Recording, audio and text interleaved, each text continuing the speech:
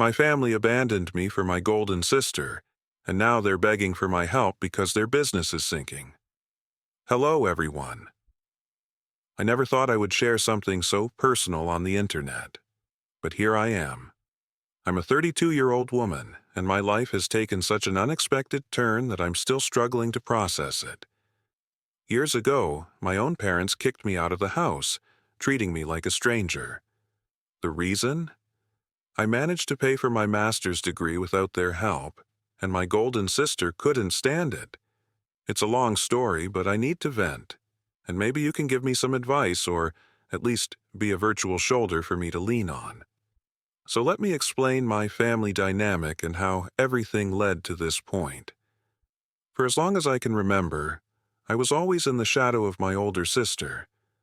I grew up in a quiet neighborhood on the outskirts of Austin, Texas, in a family that, from day one, made it clear who their favorite was. If my sister got a good grade, they organized a special dinner, called the entire family to tell them how amazing she was. If I got the same grade, their reaction was just, "Oh, that's nice. Could you pass me the salt?" My sister, Laura, 36, always excelled at everything. She was beautiful, outgoing, and naturally talented. In school, she got the best roles in plays, led sports teams, and earned perfect grades. I, on the other hand, was the quiet girl who preferred books and technology. I was never interested in competitions or being in the spotlight. I would hide away in my room, coding and dreaming of a future where my intellect would be valued. When Laura was accepted into a prestigious business school in New York, my parents acted as if she had won the Nobel Prize. They paid for everything: tuition, a luxurious apartment in Manhattan, designer clothes, trips to Europe in the summer, and beach getaways every break. Her success was the family's biggest source of pride. As for me, I always knew I was on my own path. Still, I didn't give up. I went to college with student loans and part-time jobs, graduating with honors in computer engineering. But when I finally got my degree, my mother's reaction was a disinterested, "That's good, honey. Did you see Laura's graduation photos? She looks so elegant." Despite everything, I landed a good job managing projects at a tech company. It wasn't my dream job, but it allowed me to pay my bills and keep moving forward. However, I wanted more. My goal had always been to run my own company, or at least reach an important position in the industry. So I decided to apply for an MBA at one of the most prestigious universities in the country. The problem was the cost: over 6 figures. Despite knowing my parents didn't see me as a priority, I still hoped they might help me with part of the expenses. After all, they had funded every aspect of Laura's education without hesitation. I waited until a family dinner to bring it up. As usual, the conversation revolved around Laura's latest achievements in the family business, a restaurant they had expanded with big ambitions. When I finally found a moment to speak, I explained my plan, the university I had been accepted to, and how it could boost my career. My parents' reaction was as if I'd asked them to sell their organs. Their response was a resounding no. Not only did they refuse to pay, but they wouldn't even co-sign for a student loan. Laura already had her chance. "Now we have to think about our retirement," my father said matter-of-factly. The worst was when my mother added, "Laura studied business to strengthen the family business. Your MBA. That's just for you, right?" As if I weren't part of the family. As if my success didn't matter. I was devastated. How could they have spent so much money on Laura and refused to give me even a tiny bit of support? But I wasn't willing to give up. So I turned to the only person in my family who had always been different. My Aunt Patricia.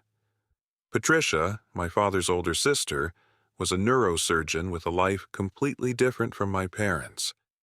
While they had always seen their restaurant as the family's greatest achievement, she had forged her own path, which caused ongoing tension. My father could never stand that his sister outshone him with her success. I didn't want to involve her, but I had no other choice. I called Patricia and told her everything. My parents' refusal, my dream of the MBA, and how much it meant to me. Her answer was immediate. "Of course I'll help you. Why didn't you come to me sooner? I've always believed in you, and it would be an honor to invest in your future." I felt a mix of relief and fear. I knew my father would explode in anger if he found out. So I asked Patricia to keep it a secret, and she understood the complicated family dynamics. For a while, everything seemed to be going well.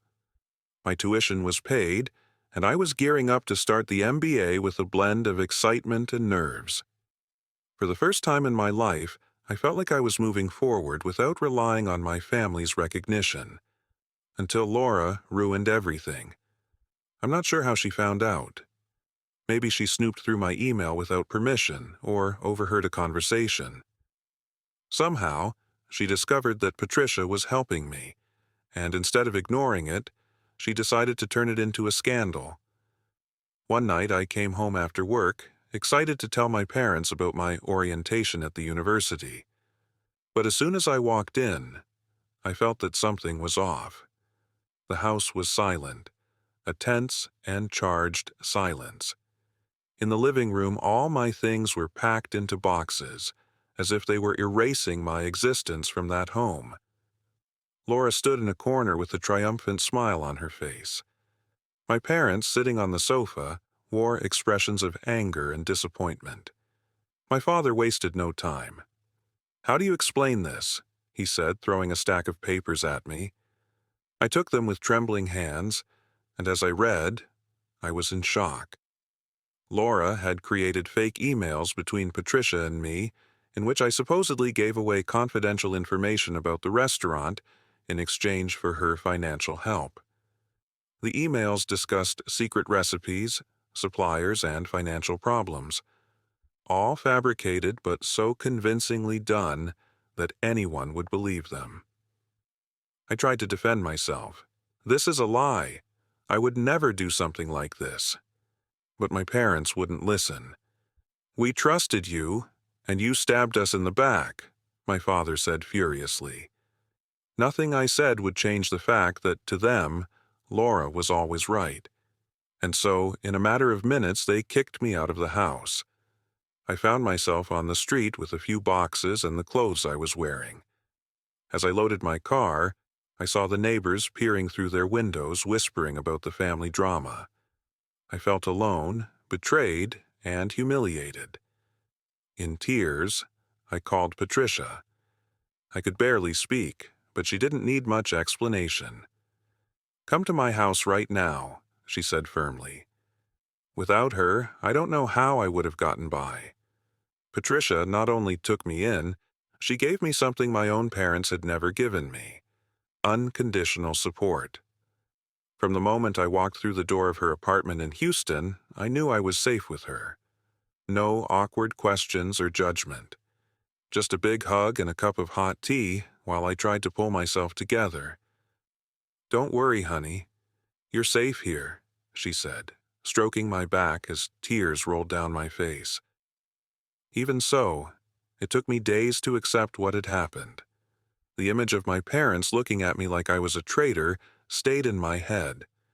Laura's satisfied smile, as if she'd finally gotten rid of me, haunted my dreams. But I couldn't stop. My MBA was starting in a few weeks, and as broken as I felt emotionally, I knew this was my time to prove my worth. I focused on my studies with a determination I'd never felt before. While Laura and my parents carried on as if I'd never existed, I buried myself in books, projects, and class debates. I channeled my pain into something productive, and over time I started to stand out. The MBA program was one of the most challenging experiences of my life, but also one of the most transformative. I entered as an insecure young woman, weighed down by years of feeling like the second-rate daughter. But with every achievement, every bit of recognition from professors and peers, I began to believe in myself. When I graduated with honors, there was no family party, no proud speeches from my parents, no framed photos in the house where I grew up. But there was a special dinner with Patricia, who toasted with me and smiled. I knew you'd do it. That moment was worth more than any applause from my parents. With my MBA in hand, I landed a job at a prestigious consulting firm in Dallas. For the first time, I felt I was in an environment where my skills were valued without comparisons or favoritism. Life finally seemed to be on the right track. And then, after 3 years of absolute silence, Laura showed up at my door. It was a quiet Saturday afternoon when I heard the doorbell ring. I wasn't expecting visitors, so it caught me by surprise. But nothing could have prepared me for what I saw when I opened the door. Laura was there, but she wasn't the same person I remembered. Her hair, always perfectly styled, was hastily tied back, with loose strands falling around her face. She had dark circles under her eyes, and her clothes, once impeccable and expensive, now looked worn. "Can we talk?" she said in a tone I'd never heard from her before, weak, almost pleading. For a moment I wanted to slam the door in her face, but curiosity got the better of me. So I let her in, watching her warily as she sat in my living room, fidgeting, her hands moving nervously. She got straight to the point. "I need your help," she finally confessed. It took me a few seconds to process that. My sister, the family favorite, the one who always had every door open to her, was here asking me for help. "The restaurant is in trouble," she continued. "Serious trouble." I took a deep breath and crossed my arms. "And what do you expect me to do?" Laura swallowed hard and avoided my gaze. Her arrogant attitude was completely gone. Mom and Dad bet everything on expanding the business, took out huge loans, but nothing turned out as they expected. The debts are crushing them. And, if they don't find a solution soon, they're going to lose everything. A part of me felt satisfaction. I won't lie. For years they made me feel insignificant, and now they were experiencing what it was like to be on the other side. But I also felt something else. It wasn't exactly pity, but it wasn't indifference either. "Why are you coming to me?" I asked, keeping my composure. Laura looked up, shame written all over her face. "Because you made it. Because you're successful. Because you know how to handle this kind of situation."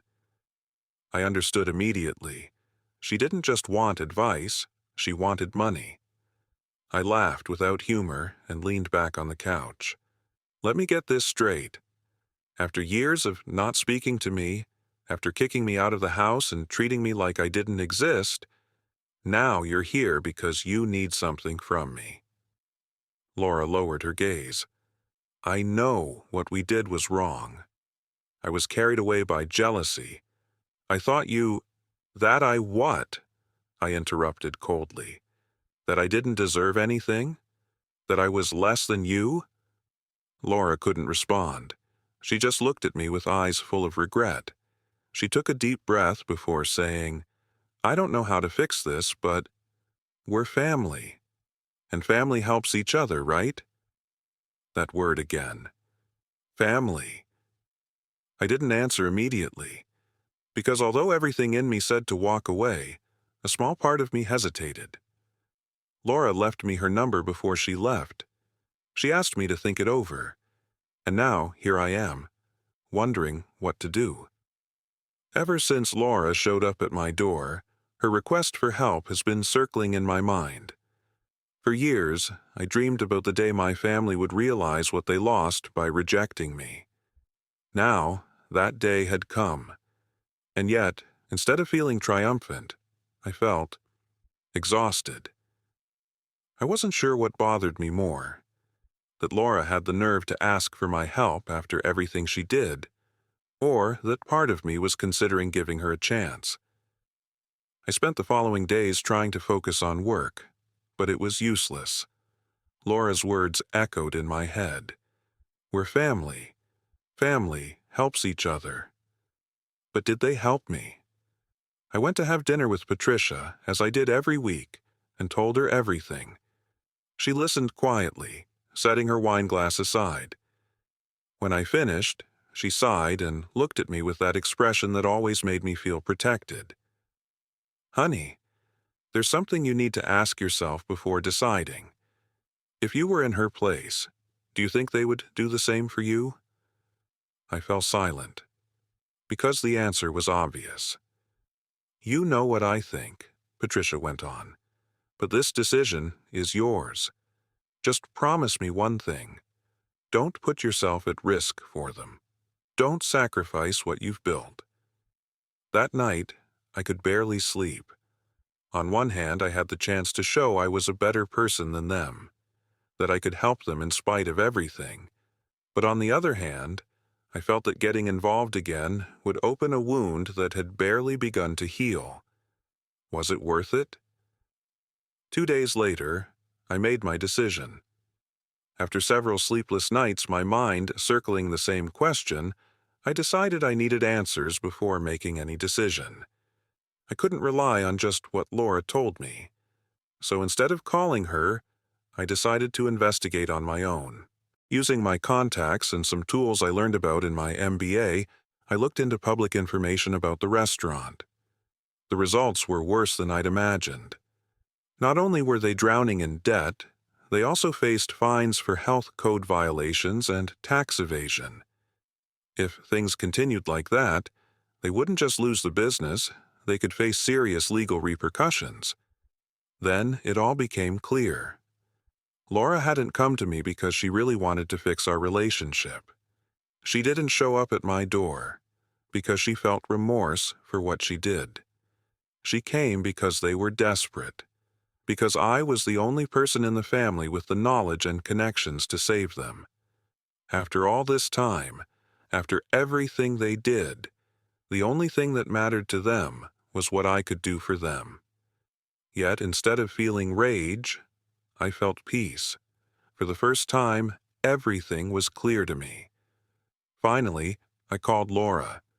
"I'll help you," I said, and I heard her sigh of relief on the other end of the line. But before she could thank me, I added, "On one condition." Silence. "Tell me. This isn't a rescue. It's a last favor. I'm not giving you money. I'm not getting involved in the family again. I'll just tell you what to do to save whatever's left of the business. If you follow my advice, maybe you'll get out of this. If not, don't come looking for me again." Laura took a moment to respond. "Okay, I accept." The next day, we met at a coffee shop. I brought documents with a detailed plan of what they needed to do: cut unnecessary costs, renegotiate debts, fix legal problems, everything any sensible business owner would do to avoid bankruptcy. When I finished explaining, Laura remained silent. "That's a lot of work," she muttered. I looked her straight in the eye. "Yes, but it's the only option if you really want to save the restaurant." She sighed and took the papers with trembling hands. "Thank you," she said quietly. I stood up and looked at her one last time. "Good luck, Laura." And with that, I left.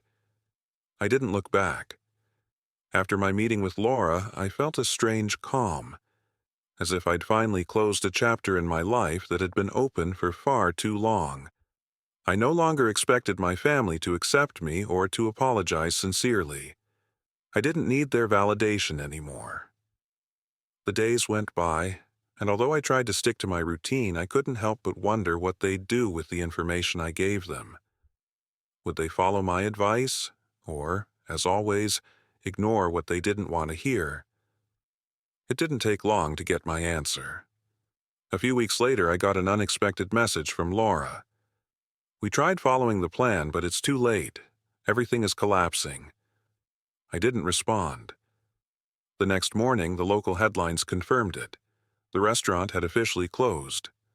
The report spoke of unsustainable financial problems, pending lawsuits, and an investigation for tax irregularities. It was the end of the business my parents had placed above everything, even their own daughter. I could have felt satisfaction, but all I felt was relief. Not because I wanted to see them fail, but because it meant that, finally, I was completely free. But the story didn't end there.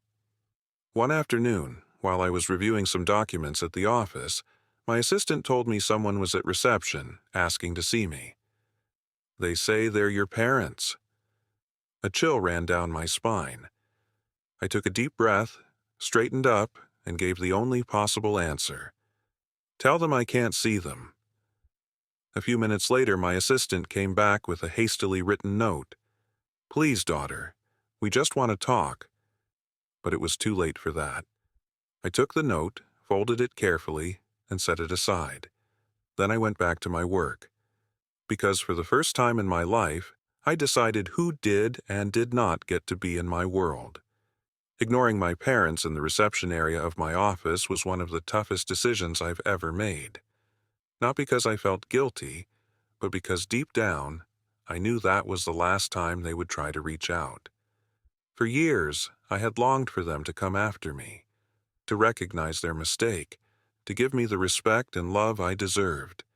But when they finally did, I realized it didn't mean what I had hoped. They weren't there because they missed me. They were there because they needed me. And I was no longer willing to be their lifeline. But the story wasn't over yet. A few days after their visit to my office, I got a call from an unknown number. Something inside me told me to answer. "Hello," I said cautiously. There was a brief silence before a trembling voice spoke. "It's Mom." My chest tightened. I hadn't spoken to her since the night they kicked me out of the house. "What do you want?" I asked, not intending to be cruel but letting her know I didn't have time for games. "Please, just listen," she begged. Her voice sounded different, broken, as if she had aged over these years. I didn't say anything, but I didn't hang up either. "I know we don't deserve your help. What we did to you was unforgivable. But I don't know who else to turn to." I took a deep breath. Here we go again. "I already gave you my help, but you never took it," I replied coldly. "What more do you expect from me?" I heard a muffled sob on the other end of the line. "Not about the restaurant. It's about Laura." My heart skipped a beat. "What's going on with Laura?" My mother took a moment to respond. "She's in trouble. Big trouble." I didn't know what to say. I stayed silent, waiting for my mother to explain what she meant by Laura being in trouble. Part of me wanted to say it was no longer my concern, that after everything that had happened, I had no obligation to get involved. But another part couldn't ignore what I was hearing. After the restaurant closed, Laura tried to find another job. My mother continued, her voice weak. But nobody wanted to hire her. The financial situation became impossible. She lost her house, sold almost all her things, and now she's living in a cheap motel on the outskirts of the city. I took a deep breath, feeling a mix of emotions. "That's terrible," I said in a neutral tone. "But I don't understand why you're calling me." "Because she needs help," my mother said through sobs. "And I can't do anything for her." I frowned. "And Dad?" There was a long silence. "He left." I felt the air thicken. "What?" "When everything collapsed, he just left us. He didn't want to face the consequences. He took what was left of the money and went to another state. He hasn't called, hasn't written. I don't know if I'll ever see him again." This caught me off guard. Despite everything my father had done, I never imagined he would just abandon his family at the most critical moment. But there was something I still didn't understand. "If you need help for Laura, why not turn to Patricia?" I heard the sound of a shaky sigh on the other end of the line. "I did, but she told me she can't save us anymore." I closed my eyes. Of course, Patricia had been the first option, because even after everything, my parents would always see her as a source of resources. And when Patricia closed the door on them, they came to me. "Please, daughter," my mother begged, "don't leave her alone." I ran a hand over my face, feeling the weight of this decision. I knew what I had to do. But that didn't mean it would be easy. The tone of my mother's voice put me on edge. "What kind of trouble?" I asked cautiously. An awkward silence followed before she spoke again. "After we closed the restaurant, Laura tried to fix things on her own. She wanted to start a new business, but she made bad decisions. And now she's in debt to dangerous people." A chill went through me. "What do you mean, dangerous people?" my mother sobbed. "I don't know exactly. Just that she got money from shady lenders. Now they're threatening her. She has nowhere to go, and she's terrified." I remained silent, processing the information. Laura, the golden daughter, who had always been number one at everything, was now on the verge of collapse, and, once again, they were turning to me. "What do you expect me to do?" I finally asked. "We don't want money, I swear," my mother said quickly. "But you're smart, you know business, you have contacts. Maybe you can help her find a way out." I laughed without mirth. "No, Mom, you don't want my help. You want me to fix your lives, like always." My mother sobbed again. "Please, just talk to her." I closed my eyes. The last thing I wanted was to get involved again in my family's problems. But a part of me, deep down, felt curious. After all, this was my sister. And even though she never treated me like a sister, I couldn't ignore what was happening. "All right," I finally said. "I'll see her once. But if I find out this is another manipulation, it'll be the last time we see each other." "Thank you," my mother whispered, her voice breaking. "I appreciate it more than you can imagine." I hung up the phone and let out a long sigh. I knew I shouldn't do it. I knew that for my own peace of mind it was best to stay away. But something told me this time was different, and I had to find out for myself. 2 days later, I agreed to meet Laura at a discreet coffee shop downtown. I didn't want her to know where I lived or have access to my surroundings. When I arrived, she was already there. But she wasn't the Laura I remembered. She looked pale, her skin dull, and her hair unkempt. Her hands trembled as she held her cup of coffee. I wondered when she'd last had a decent meal. I sat down in front of her without saying a word. I wanted her to speak first. Laura lifted her gaze, and for the first time in her life, she looked broken. "Thanks for coming," she whispered. I didn't respond. "Mom told you, right?" I nodded, waiting for her to continue. Laura sighed and ran a hand over her face. "I made a mistake. Several, actually. After the restaurant shut down, I tried to start my own business. Something small, something to prove I could do things on my own. But I had no money. So I took out loans." Her voice broke. "They weren't normal loans. I didn't go to a bank because no bank would approve me with my record. So I turned to other people." I felt a chill. "How much do you owe?" I asked, though I wasn't sure I wanted to know the answer. Laura swallowed. $200,000. My stomach dropped. 200,000, I repeated, incredulous. "How did you get to that amount?" "Interest," she murmured. I didn't really understand the terms when I signed. I just needed quick money. I thought I could pay it back before it piled up. But the business failed. And now they want their money. Her voice trembled. "And if I don't get it soon, I don't know what they'll do to me." I leaned back in my chair, trying to process what she had just told me. Laura looked at me, her eyes full of desperation. "I know I don't deserve anything from you. I know that. But you're the only person I know who might be able to help me." I took a deep breath. "How exactly do you expect me to help?" Laura hesitated. "I'm not asking for money. Just, could you talk to them? You're smart. You negotiate all the time. Maybe you can convince them to give me more time."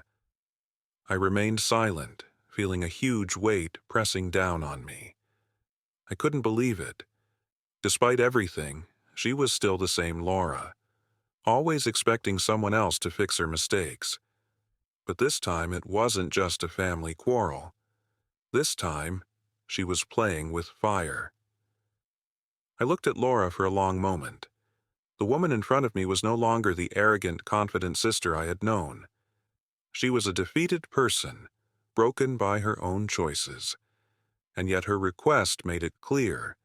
She was still the same, always looking for someone to save her, always expecting another person to bear the consequences of her errors. I took a deep breath and leaned forward. "No." Laura blinked. "What?" "I'm not going to help you," I repeated firmly.